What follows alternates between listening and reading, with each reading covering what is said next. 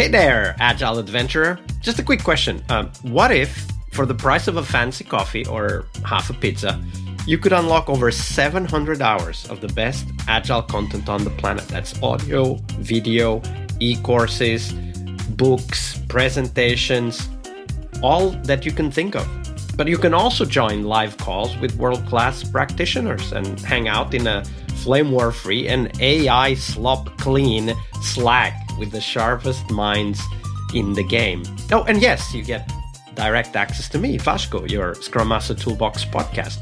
No, this is not a drill. It's the Scrum Master Toolbox membership. And it's your unfair advantage in the Agile world. So if you want to know more, go check out scrummastertoolbox.org/membership. That's scrummastertoolbox.org/membership. And check out all the goodies we have for you. Do it now. But if you're not doing it now, let's listen to the podcast. Hello, everybody. Welcome to one more week of the Scrum Master Toolbox podcast. And this week, joining us from beautiful Mangalore in India is Shawn Dsouza. Hey, Shawn, welcome to the show. Hey, Vasco. Thanks for the invite. I'm really thrilled to be here. And if I could put it in words, say if this was a retro, I'd say that my energy is off the charts today. Well, awesome. I'm happy to hear that. So for all of you, Shawn is a Mangalore native, which is different from Bangalore. I made that mistake. So apologies, Shawn, for that. Mangalore is his own city. He's a Mangalore native and software technology postgraduate, from AI MIT, and brings more than 8 years of IT experience excelling as a Scrum Master, fostering innovation and teamwork. Beyond technology, he leads Spark, a social service initiative, and pursues his passion as an aquarist, nurturing vibrant aquatic ecosystems with dedication. By the way, I love aquariums. I could spend a whole day just looking at aquariums. Nothing else would be needed. So, Shawn, visit my home someday then. Absolutely. It would be a pleasure. So, Shawn, that was a short intro. Tell us a little bit more about yourself and how did you end up becoming a Scrum Master? All right. So before you dive in, I just want to say that I'm really grateful for the opportunity. And as you mentioned, I come from a small but a very beautiful coastal city of Karnataka, India, called Mangalore, which is known for its vibrant festival, warm culture, and trust me, hands down, some of the best seafood in the world. And I am someone who, believes in giving back to the society, and that's why I started Spark. I'm also very passionate about traveling and collecting Hot Wheels. So yeah, that's a quick introduction about me. Now coming back to the question, how I ended up becoming a Scrum Master, right? So I was working in an organization which was structured in a more top-down approach, right? Where decisions were being made at the managerial level, and then it was coming to us. And often conversation with my colleagues, we felt like, we didn't really have a voice of our own. And that didn't really sit well with me. And I remember thinking, if at all I get into the leadership role, I would do this differently. And at the same time, I realized that I had a very natural inclination towards leadership. I have always been good with people. Even during my college days, I was a student leader, and I found it very easy to connect, communicate, and kind of bring people together. My colleagues noticed it too, and often appreciated my ability to kind of listen and guide, while not being very forceful. And as I said, I was also leading a social service community, and trust me, that taught me a great deal about leading with empathy. And one day, my Scrum Master then had to take a few months off. And then, things kind of started feeling a bit chaotic in our team. The conversations were slipping. We were not able to meet the deadline and things like that. So that is where I kind of stepped in as an interim, a Scrum Master. I started facilitating some of the meetings. And my goal was only to bring some rhythm back to our team. I kept the things very casual. I started each stand-up with some quick check-ins, asking how are you doing, and added some humor here and there, kind of just to ease the mood. And and every Fridays, we kind of used to have these fun activities just to build, the bond between the team. And around the same time, I remember that our team had participated in an internal company-wide hackathon, and we worked really well together. And believe it or not, we actually won the event. And that small experience, that taught me a lot about how we can influence without authority. And it's often like when somebody takes an initiative and bring people together, we can make magic happen. And that was like my first real taste of servant leadership.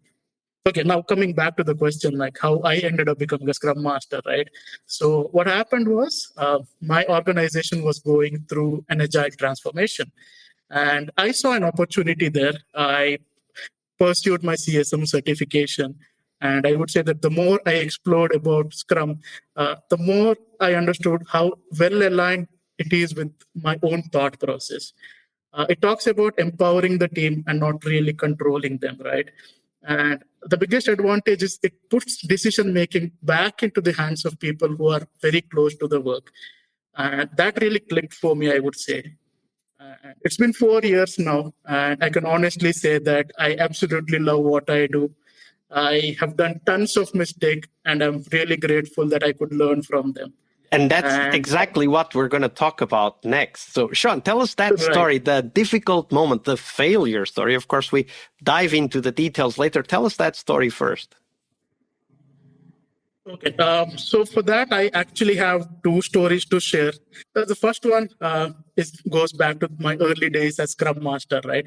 Where I had just got my certification done. Then I got an opportunity to work with the team. So trust me, this team was young, this team was dynamic, and they were really talented. Uh, but often they were firefighting, and they were missing the deadlines, and that's why I was bought in, right? When I joined, I thought that I have the framework, I got the playbook, and then I thought to myself, okay, let's fix this. And like any new Scrum Master, right, I rolled in Scrum in full. So I made sure that we had all the Scrum ceremonies, the daily stand up, the planning, retrospectives, the whole 9 yards. But this is where I went wrong. I had pushed the process way too fast. I didn't pause and listen to the team. I just wanted to do Scrum where I didn't understand, how to drive the actual value out of it. We were just doing the motions of Scrum, but nowhere, we were ready to realize its value. So what happened was, after a few sprints, the team resisted, and I could feel the energy drop during the meetings. The cameras were off. There were long silences, and retrospectives also weren't very effective.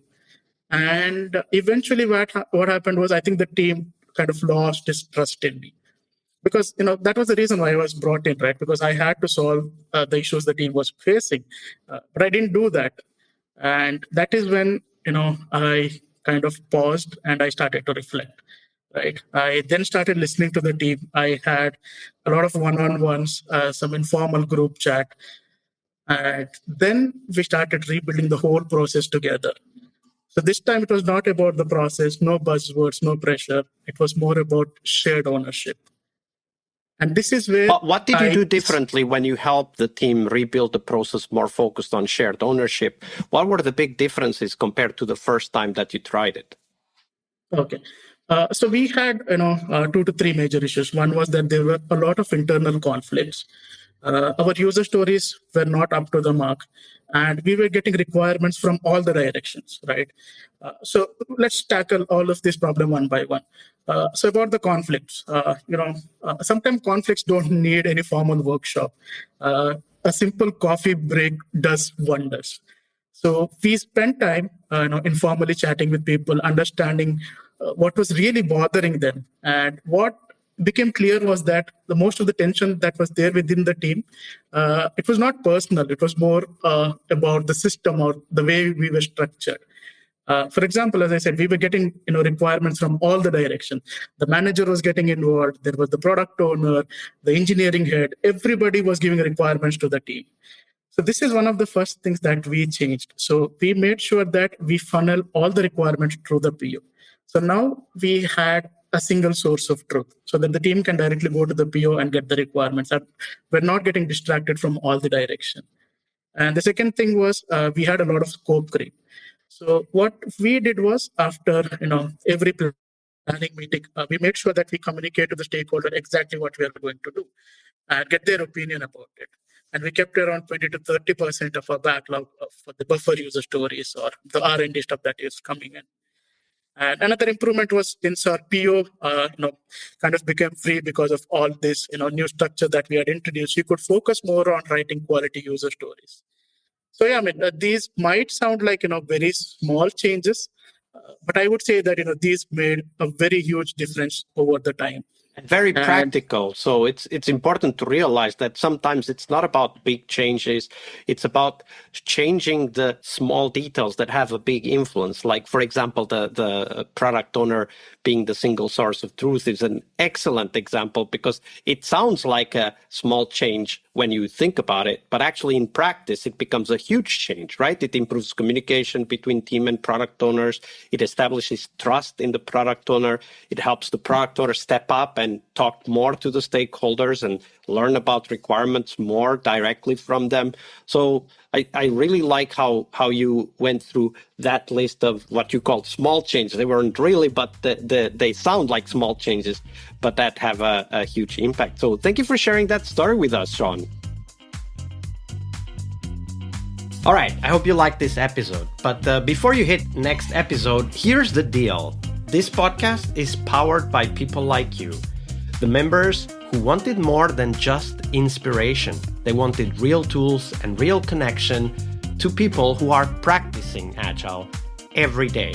We're talking access to over 700 hours of Agile Gold, CTO level strategy talks, summit keynotes, live workshops, e-courses, deep dive interviews, books, and if you're into no estimates, we got the pioneers of no estimates in those deep dive interviews as well. Agile business intelligence, creating product visions, coaching your product owner courses, you name it.